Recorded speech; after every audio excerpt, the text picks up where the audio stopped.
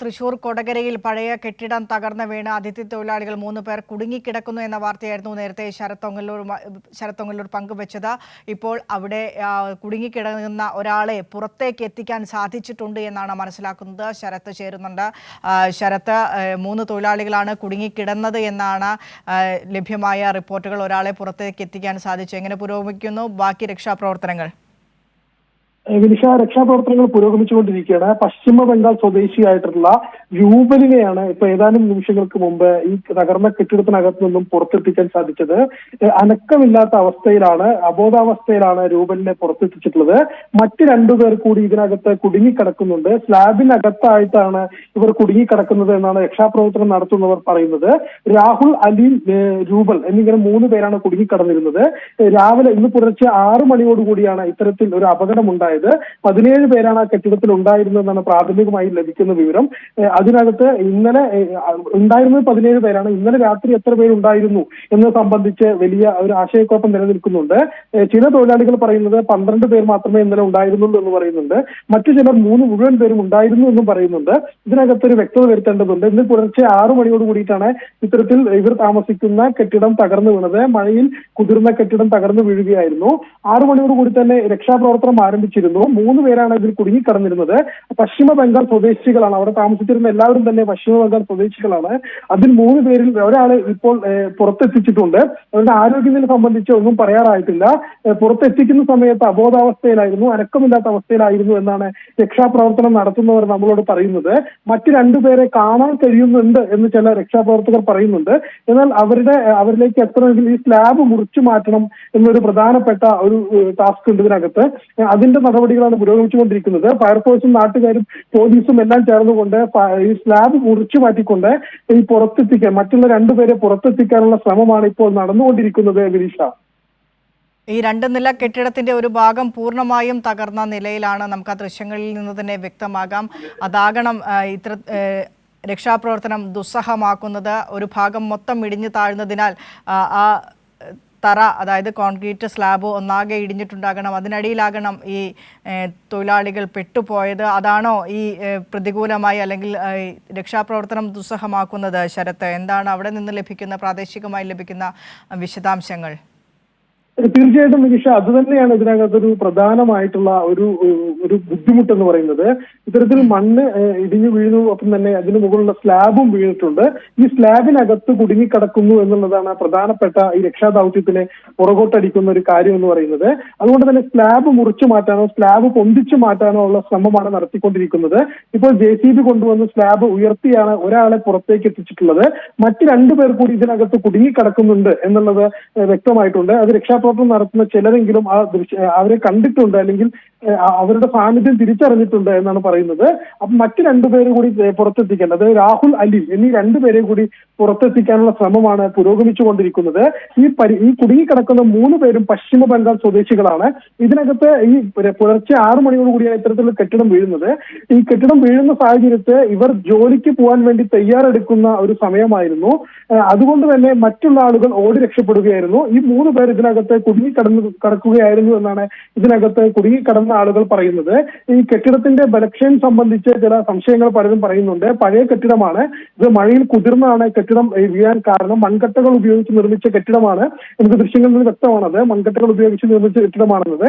അപ്പോൾ അതുകൊണ്ട് തന്നെ കാലപ്പഴക്കവും ഈ മഴയും കൂടി ചേർന്നപ്പോൾ മഴയത്ത് കുതിർന്നാണ് ഈ കെട്ടിടം വീണത് എന്നാണ് നമുക്ക് മനസ്സിലാക്കാൻ കഴിയുന്നത്. വിനിഷ, ശരത്ത്, അവിടെ ഈ രക്ഷാപ്രവർത്തനം നടക്കുന്നതിനിടയിൽ നിന്ന് അവിടെ പ്രദേശവാസികളുടെ ഒരു പ്രതികരണം കൂടി നമുക്ക് ലഭ്യമായിട്ടുണ്ട്. അതൊന്ന് കേട്ടുവരാം.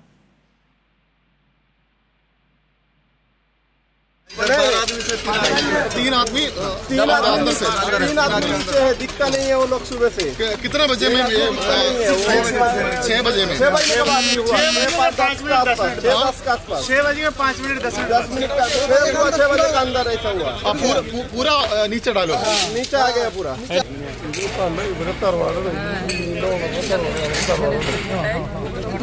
എത്ര നാളായി ഇവരെ ഇവിടെ കൊണ്ട് ഇപ്പം 3 പേരാണ് അകപ്പെട്ടെന്നാ പറഞ്ഞത്. അവരുടെ പേര് രൂപൽ, രാഹുൽ, रूबल राहुल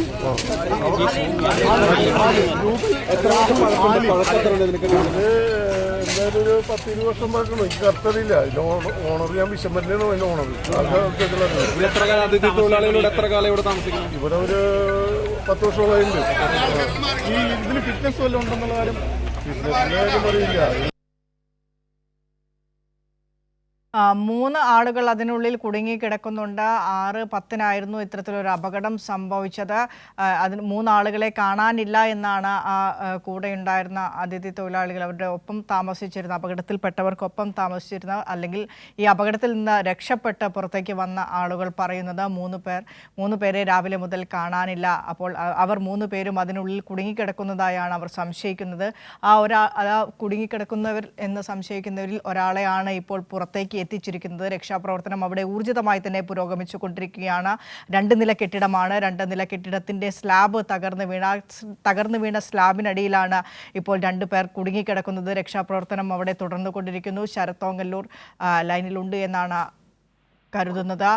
ശരത്ത്, നേരത്തെ ആ രക്ഷപ്പെട്ട് പുറത്തേക്ക് വന്ന തൊഴിലാളികളാണ് സംസാരിച്ചത്.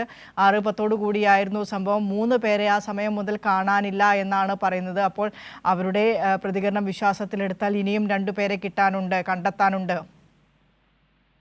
തീർച്ചയായിട്ടും വിനിഷ തന്നെയാണ്. ഇനിയും 2 പേരെ ഇതിനകത്ത് കണ്ടെത്താനുണ്ട്. 6:10 കൂടി ഇത്തരം ഒരു അപകടം ഉണ്ടാകുന്നു.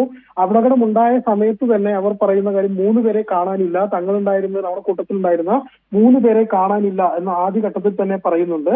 അവരെ കണ്ടെത്തുന്നതിനുള്ള ദൗത്യങ്ങളാണ് ആദ്യഘട്ടം തന്നെ ആരംഭിച്ചിരുന്നത്. അതിനകത്താണ് ഇപ്പോൾ രൂപൻ എന്ന് പറയുന്ന ഒരാളെ മാത്രമാണ് ഏതാണ്ട് ഒരു 8-10 കൂടിയിട്ട് നമുക്ക് പുറത്തെത്തിക്കാൻ സാധിച്ചിട്ടുള്ളത്. രക്ഷാപ്രവർത്തകർക്ക് പുറത്തെത്തിക്കാൻ സാധിച്ചിട്ടുള്ളത്.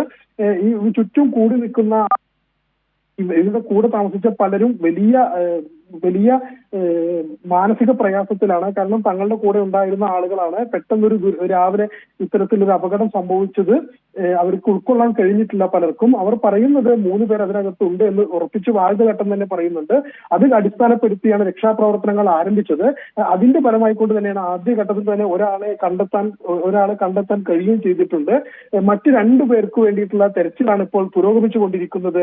വിനിഷ, രക്ഷാപ്രവർത്തനം ഊർജിതമാക്കേണ്ടിയിരിക്കുന്നു. കാരണം ഈ അപകടമുണ്ടായിട്ട് 2 മണിക്കൂർ പിന്നിടുന്നു. 2 മണിക്കൂറിനകം ഇപ്പോൾ ശരത്ത് നേരത്തെ പറഞ്ഞതുപോലെ തന്നെ പുറത്തേക്ക് എത്തിച്ച ആളുടെ ആരോഗ്യനില തന്നെ ആശങ്ക ഉണർത്തുന്നതാണ്. അബോധാവസ്ഥയിലാണ് എന്ന് പറയുന്നു. അപ്പോൾ കുടുങ്ങിക്കിടക്കുന്നവരുടെ ആരോഗ്യനില ഇനിയും രക്ഷാപ്രവർത്തനം ഊർജിതമായി നടത്തിയില്ലെങ്കിൽ, അവരെ വളരെ പെട്ടെന്ന് പുറത്തേക്ക് എത്തിക്കാൻ കഴിഞ്ഞിട്ടില്ലെങ്കിൽ കൂടുതൽ ആശങ്ക ഉളവാക്കുന്ന രീതിയിലേക്കായിരിക്കും ജീവൻ തന്നെ നഷ്ടപ്പെടാനുള്ള സാധ്യതയും നിലനിൽക്കുന്നത്. അപ്പോൾ രക്ഷാപ്രവർത്തനം അതിൻ്റെ ഏത് രീതിയിലാണ് ഇപ്പോൾ രക്ഷാപ്രവർത്തനം മുന്നോട്ട് പോകുന്നത്? കാരണം ഇനിയും സമയം വൈകിയാൽ അവരുടെ ജീവൻ പോലും നഷ്ടമാകുന്ന ഒരു സാഹചര്യം ഉണ്ടാകും. വിനിഷ, ഇപ്പോൾ നിലവിൽ ഈ സ്ലാബ് പൊന്തിച്ചു മാറ്റാനുള്ള പ്രവർത്തനങ്ങളാണ് നടന്നുകൊണ്ടിരിക്കുന്നത്. സ്ലാബിൽ മരപ്പലകകൾ വെച്ച് ഉയർത്തുക എന്ന ശ്രമമാണ് ഫയർഫോഴ്സ് നടത്തിക്കൊണ്ടിരിക്കുന്നത്. ഈ സ്ലാബിനകത്താണ് ഈ 2 പേർ കുടുങ്ങിക്കിടക്കുന്നത് എന്നാണ് ഇവരുടെ ഒരു നിഗമനം, അല്ലെങ്കിൽ അങ്ങനെയാണ് ഇവർ മനസ്സിലാക്കുന്നത്. സ്വാഭാവികമായിട്ടും JCB ഉയർത്തി പൊന്തിക്കുമ്പോഴും ഒരു വശം തകർന്നു വീഴാനുള്ള ഒരു സാധ്യത ഇവർ കാണുന്നുണ്ട്. അതിന്റെ അടിസ്ഥാനത്തിലാണ് ഈ JCB പൊന്തിക്കുന്നതിന് തൊട്ടടുത്ത പ്രദേശത്ത് തന്നെ ഇതിനോട് സമാന്തരമായിക്കൊണ്ട് ഈ മരക്കഷ്ണങ്ങൾ ഉയർത്തി വെച്ച് അത് പൊന്തിക്കാനുള്ള ശ്രമമാണ് നടത്തിക്കൊണ്ടിരിക്കുന്നത്. നിലവിൽ എന്തായാലും ഇത്തരത്തിൽ വലിയ രീതിയിലുള്ള